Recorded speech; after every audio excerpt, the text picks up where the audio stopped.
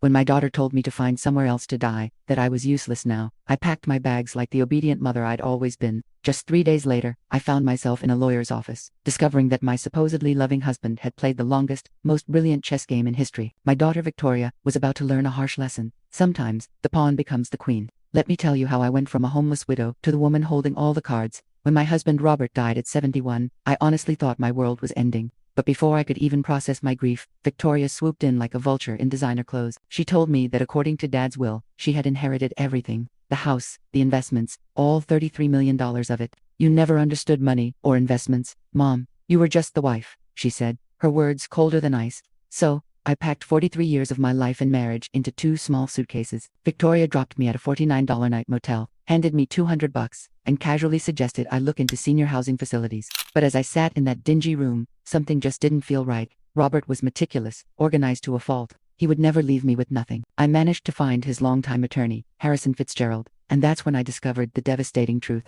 Victoria had lied about everything. Margaret, Harrison said, his voice kind as he opened the real will. You inherited nothing.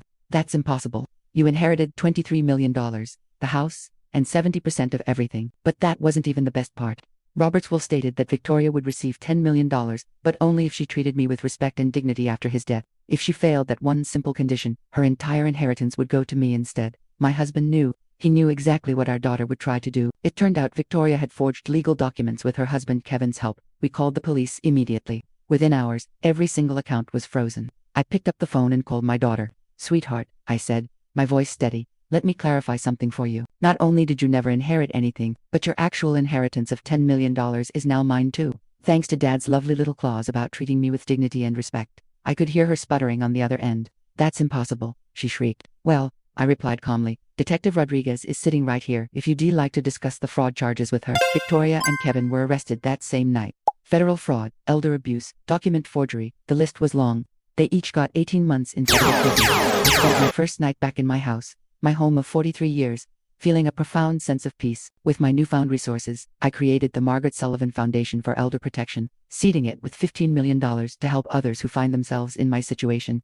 Victoria wrote me 17 letters from prison, all begging for forgiveness. I stopped opening them after the first few. Why? Because she showed me exactly who she was when she thought I was powerless. And more importantly, I discovered who I was when I stopped letting others define my worth. Today, I'm a millionaire philanthropist with a foundation and a renewed purpose. I learned that the best revenge isn't getting even. It's becoming everything your enemies never thought you could be. Thank you so much for listening to my story. If it resonated with you, please consider liking this video and subscribing to the channel for more content like this. See you next time.